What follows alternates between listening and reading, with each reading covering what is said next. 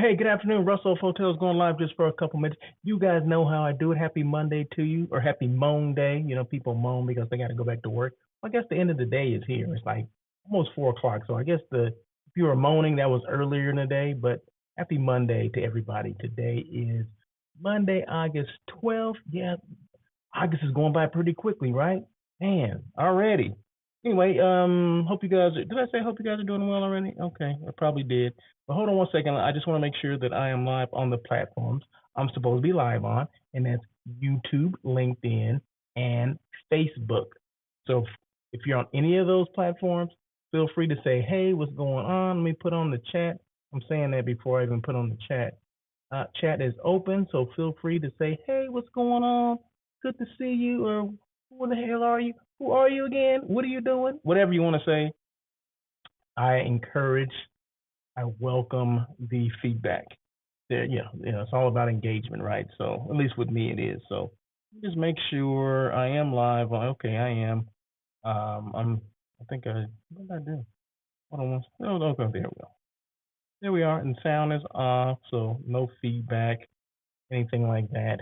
So anyway, hey, I'm Russell of Hotels. Once again, happy Monday to you. I do this. This is a daily check-in. I do this Monday, Wednesday, Thursday, and Friday, and I also do a on air with Russell of Hotels, a live hospitality talk show every Tuesday. You know that show everyone's talking about, right? So that comes on Tuesday, but we'll get into that a little later.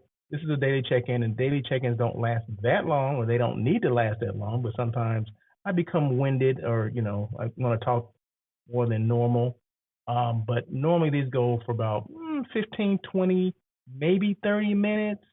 It just depends on the subject matter and how long it takes me to get through it. But normally it goes by pretty quickly. But if I have engagement, meaning people make comments and things like that, that's a good thing. And I welcome that. So if I go over 30 minutes, well, then I just go over 30 minutes. It's okay. It's okay. It's a good thing. It's a good thing. So, okay, so the hotel showcase today is the AC Hotel downtown LA. Just in case you did not know about that hotel, it is 347 guest rooms. Has some meeting space too. Not a lot of meeting space, but I want to say, I don't know, 12,000 square feet of meeting space. They actually share meeting space with the Moxy Hotel. So this is one of those dual branded properties.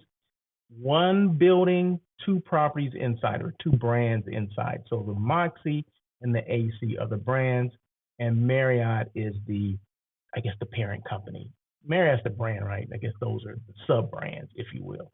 So you need to be downtown LA. Why not stay at the Moxy or the AC Hotel? Now they're both distinctively different. Okay, Moxy is a little edgy, a little gritty, little, the rooms are smaller. AC is more, more corporate, more conservative, if you will. Yeah. So the rooms are a little larger, okay, a little brighter. The other one's a little darker. The hall, it's funny that you can walk the hallway from the Moxy to the AC, okay, and you can be blindfolded, and they just take the blindfold off, and you say, "Hey, what section am I in? And am I in the Moxy section or the AC section?" And you will know right away just by the decor.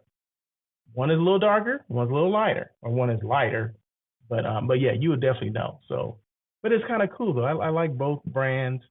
I've stayed at Moxy, I've stayed at AC, and like I said, the Moxy room's a little smaller, but if you're there just to, if you're just there and the room is not the big thing, is not the focal point of why you're there.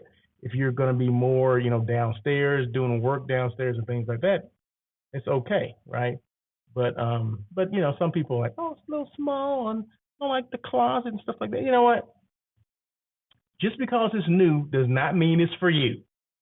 That's what I'll say. That's what I say to a lot of people, right? Because you get older people that like, oh, I didn't like that hotel.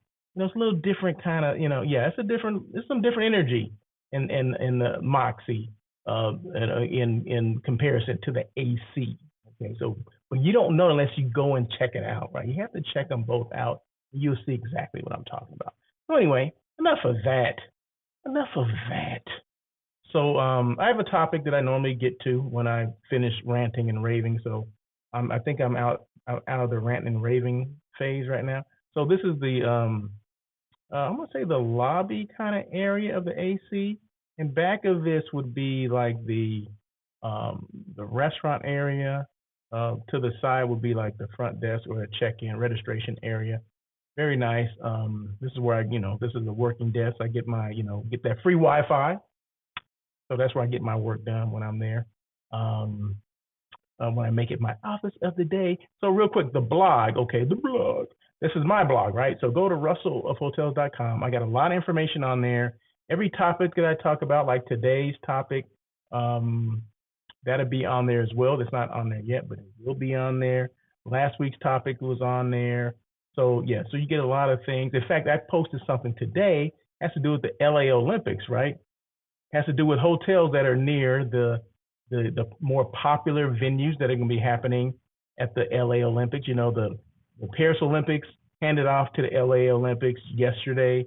And yeah, it's 4 years from now, right? But you got to start thinking about this stuff, especially if you're coming, international, you come to check out LA, come check out the Olympics, the different venues. Most of the venues, the more popular ones, are going to be downtown, like for the gymnastics, the track and field. That's at the Coliseum. The gymnastics, from what I understand, are going to be at Crypto Arena, or formerly Staples Center. Okay, so it's the same building. That's going to be happening in either one of those, or that's going to be happening downtown. So this hotel is right across from there, right? So my thing would be, make sure if you have groups, you need to start trying to book that early. Now I know we're 3-4 years out. I got you. Maybe they'll take those requests. Maybe they won't. I don't know. But come through me and we'll make it happen, right? We'll make it happen. You don't even have to worry about it. Just say, hey, Russell, I need 50 rooms downtown LA. I don't care where it is. Can you make it happen? Okay, that's my job to make it happen, right? So you just give me the RFP. Give me the okay for the RFP. We'll make it happen, okay? So why not, why not the AC Hotel? I don't know what the price is going to be yet, but I'll make sure I post that stuff too. But anyway, yeah, I posted the popular venues and which hotels are near those venues. Okay, so go to my blog, russellofhotels.com, and it's already there. I already posted that. Posted it this morning. It's one of the things I woke up thinking about, like one of those things that keep me up at night. Like what hotels are near the more popular venues for the Olympics? So I think the Rose Bowl. I think I got um, hotels near the Rose Bowl, hotels near Dodger Stadium, of course, Crypto Arena, and the Convention Center. Yeah, and the Coliseum. So yeah, so all those are kind of in the same area. Well, the Coliseum is not in the immediate downtown area, but it's not too far from downtown. So you understand. So any questions at all regarding any of that stuff, let me know. I'm here in LA, right? So LA, that's my backyard. If you have any questions at all, feel free. But a lot of stuff that I post, or a lot of stuff that I talk about, will be on my blog. So check out the blog, russellofhotels.com, and you'll see exactly what I'm talking about. Anyway, let's get to the topic, shall we? Okay, the topic, attending a conference. Are you attending a conference? 5 things to do before you go. Like, know before you go. So I'm attending. Where'd this come from, Russell? Where that just kind of random, right? Well, I'm attending a conference. I attend a lot of conferences, trade shows. Okay, and I think maybe I've gone over this before, but you know what? There's a new audience, right? So I'll go over it again. Okay, so top 5 things to do when preparing for your conference. So I'm going to the Connect conference in Milwaukee in 2 weeks, right? So these are things not just for me. What about hotels that are going, hotels and CVB representatives that are going? What should they be doing as well? So it's a thing for all of us to do, right? Because we all have appointments. Me being the hotel site selection person, I have appointments with hoteliers as well as CVB representatives, right? Hoteliers meaning salespeople, sales managers, or whatever. So it's important that that I'm organized as well. Because one time, and I don't hate to admit this. I mean, there's something that happens, right? So I forgot my business cards, right? Now I have some physical business cards and I have a digital business card as well. Some people like the physical, the little business card I give them. And some people don't. Some people will let me have the digital one. Okay, that's fine. So I give people a choice. Whatever their preference is, hey, do you want the digital or you want this? So, but I forgot my physical cards, right? And I'm like, oh my And some people wanted them and whatever. But anyway, so it's like a checklist, right? So 5 things um, to do when preparing for your conference. Number one, research the conference agenda. In fact, do I have it up here? What am I doing? Why am I reading it? Yeah, it's right here, so you guys can follow along, right? The heck am I thinking? So anyway, attending a conference, 5 things to do before you go. Know before you go. Research the conference agenda. Why does that matter? Understanding the schedule allows you to prioritize key sessions, if there are sessions and workshops, and networking events that align with your goals. Review the agenda thoroughly, mark important sections, and plan your schedule to maximize your time at the conference. Now, one thing, okay, I'm going to this Connect conference in Milwaukee, right? And I didn't know because I didn't look at the agenda. I happened to have a conversation with somebody, Miss Cheryl Rogers. We had a conversation earlier today, and she's going to be attending as well. And she mentioned like, hey, when we think about the, they're going to have a reception or whatever, what are you wearing for the Harley Davidson reception? Because, Harley Davidson is based in Milwaukee, if I'm not mistaken, right? So they're having a reception at Harley Davidson. I mean, isn't that kind of cool? She goes, what are you wearing? I'm like, what do you mean, what am I wearing? She goes, well, there's it's kind of a theme thing, right? I'm like, I didn't even know because I didn't look at the agenda yet. I had not looked at the agenda. So it's important that you look at the agenda, you know exactly what's going on, and if you need to dress accordingly. So I said, yeah, I'm going to have some tight jeans on and some boots.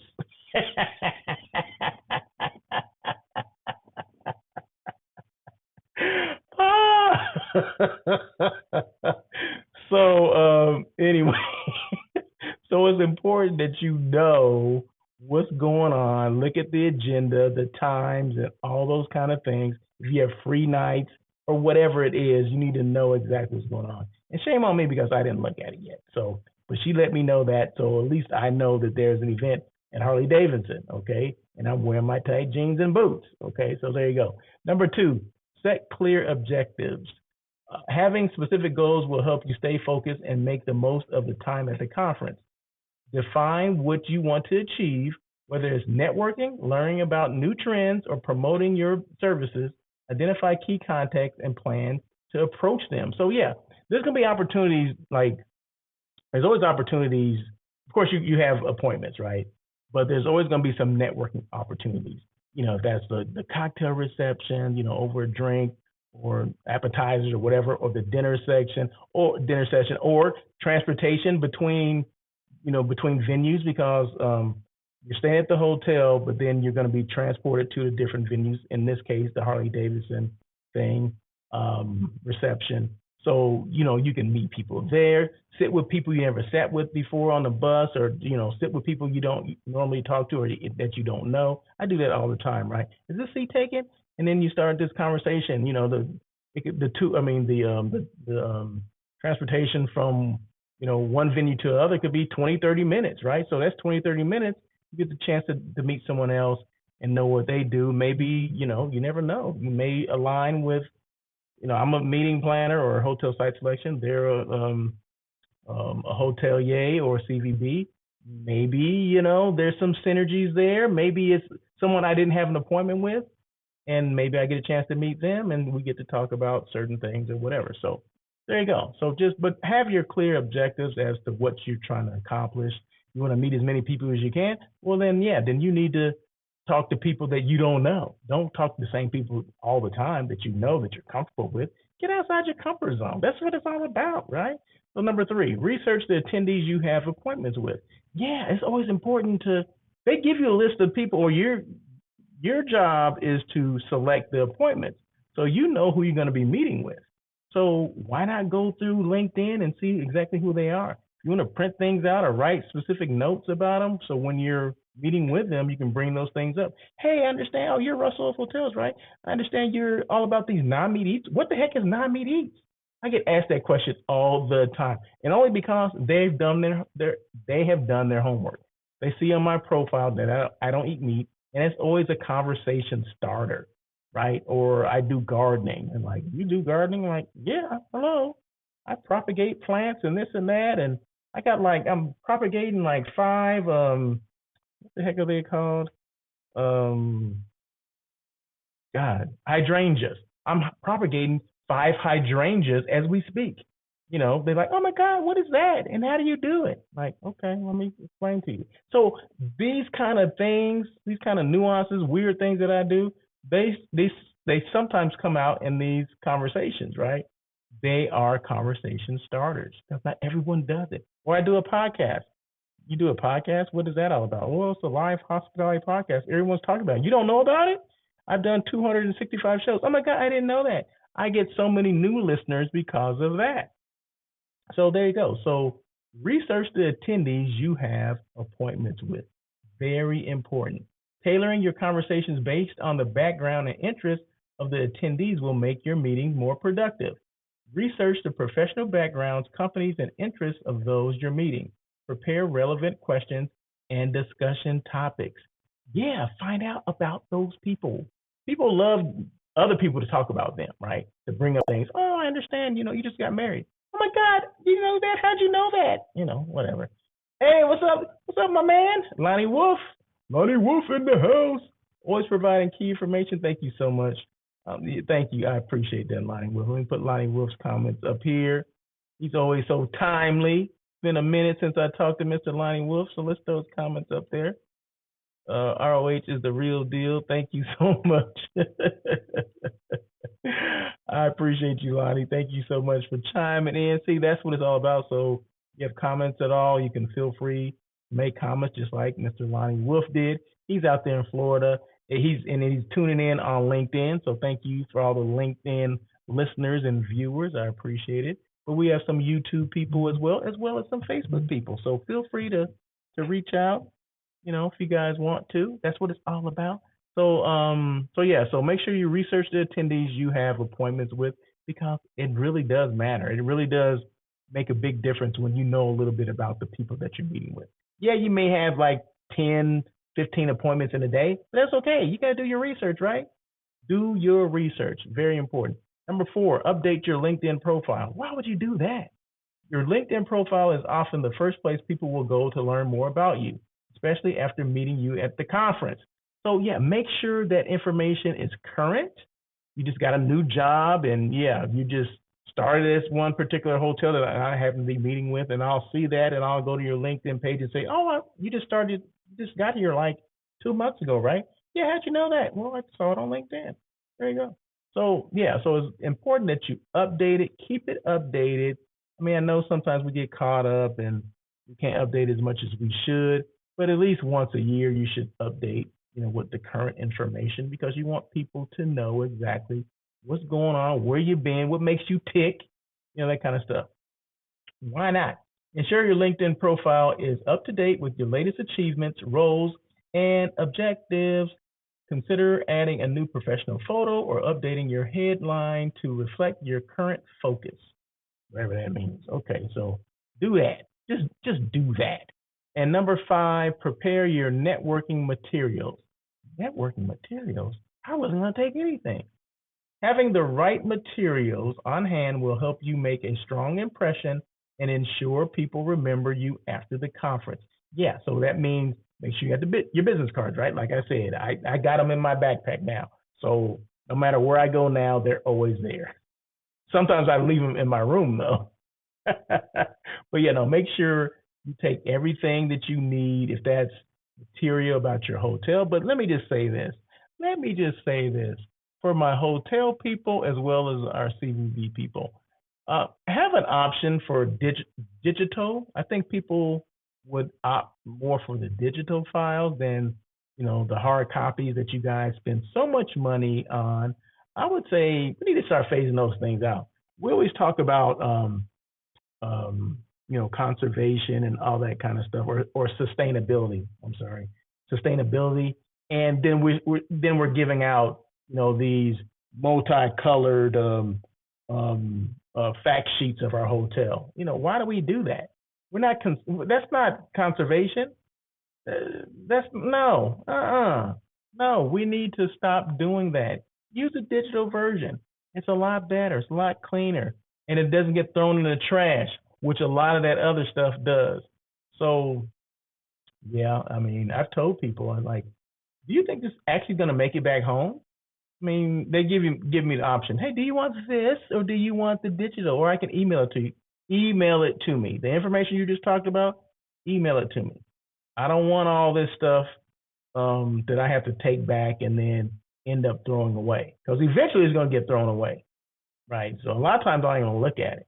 So please, please, please, please do yourself a favor. Save your company some money and don't do it. Don't do it. Lonnie says 1 to 5, ROH. Yes, 1 through 5. Yes. Thank you so much, Lonnie. I appreciate you. So yeah, so just make sure that we're doing those things. Make sure we have plenty of business cards, updated marketing materials, but make sure it's digital and anything else you might need to showcase your services. A lot of people give the little with shop skis, whatever little toys or whatever, or rubber balls and all this kind of stuff with your logo on it, pins or whatever. I mean, yeah, some of that stuff. Some of the things that I love are the little notebooks that you get, like notebooks with repurposed wood and all this kind of stuff. I just happen to have one right here, just handy. But yeah, stuff like that. I mean, I love those kind of things, and they definitely get utilized. And I see them, like this came from the Tao group, right? So I look at it all the time, right? So I see the stuff because I write my notes in there. So their name is top of mind, if you will. So just make sure it's something, and we need to research that it's something that people will use. It's not something that's going to be thrown away. You know what's the big thing? These notepads are big, but like the reusable bags, right? People go to the grocery stores with them. Here in California, especially, we don't, paper or plastic. Remember that? I like to. Well, everyone should. I think everyone does. Most people do. They reuse those bags, so you don't have to go in the store and keep getting bags and bags and bags and bags. Now they're charging you for bags. Just use the same one. So we reuse the bag, and a lot of these hotels and CVBs will give you the reusable bag. So I appreciate those. Those always make it back home. Okay. I don't think I can ever have enough of those things. Okay. So anyway, so those are things that I think people pay more attention to than the other stuff. So anyway, so once again, these are 5 things. 5 things. 5 things to do preparing for your conference. So on your next conference, attending a conference, 5 things to do before you go. Okay, so let me just say that. I'll just read it instead of just trying to remember what the heck I was supposed to say. So anyway, number 1 was research the conference agenda. Make sure you know what the heck's going on. Number 2, set clear objectives. What's the reason for you to be there? Number 3, research the attendees you have appointments with. Yeah, do a little bit of homework. It's okay. You will be rewarded later, believe me. Number 4, update your LinkedIn profile. Yes, at least once a year, but just make sure if you're doing a conference, make sure your last job is on there because you just got a new one, right? Just make sure your most current job is on there. Maybe you just received some type of achievement. Make sure that stuff is on there. People like to see that. Number 5, prepare your networking materials. Make sure there's more digital than paper or whatever, because we don't want to start throwing things away. And remember, you're all about conservation, right? Sustainability. That's what we're all about. That's what we say. If we're preaching that, we need to practice what we preach. So that means don't bring it. You don't have to bring it. It's okay. It didn't make the trip. But I can email it to you. Okay, cool.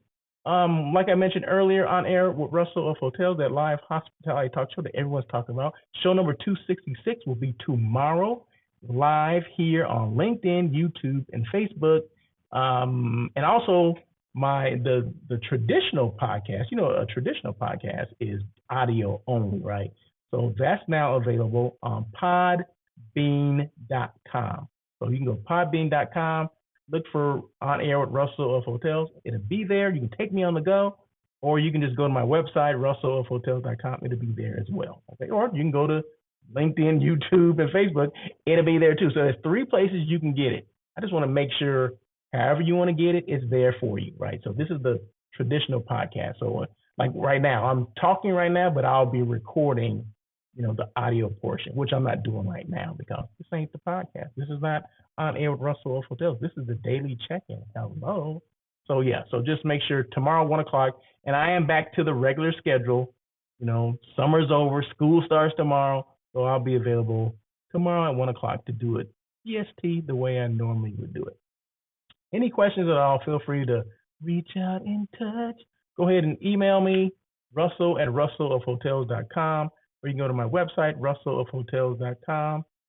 Either way, however you want to get in touch with me, you can do that. My phone number is on my website, so feel free to go to say you just want to talk to me. You don't want to, I feel like emailing this dude. I just want to ask a question.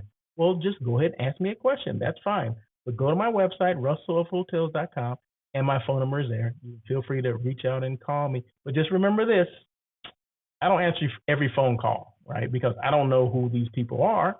So leave a message, and then I'll promise that I will call you back. Okay, so I'm good about that. It's just that, I get, everyone gets a lot of phone calls, what do you call them? I get some prank phone calls, what do you call those? The telemarketers or whatever crap. I get a lot of those things. So I don't answer every phone call. So just make sure you leave a message, and then we'll go from there. Okay, that is it. That's all I got today. But just remember, tomorrow I'll be back on air with Russell of Hotels, the live hospitality talk show, 1 o'clock, and we'll do this all over again. Well, tomorrow, tomorrow's show, just so you know, goes about an hour. Okay, so we're a little bit more into it, longer conversations about whatever the topic is. And right now, I have no idea what the topic's going to be tomorrow, but I will know tomorrow. Just that it hasn't come to me, hasn't hit me yet. So I'm waiting for it to hit me, or maybe it's going to keep me up all night. I don't know, but I'll figure that out later. So other than that, that is it. Thank you so much. Hey, you know what I got today? Sometimes in this world that we call either meeting planning or hotel site selection is what I call it. It's either feast or famine, right?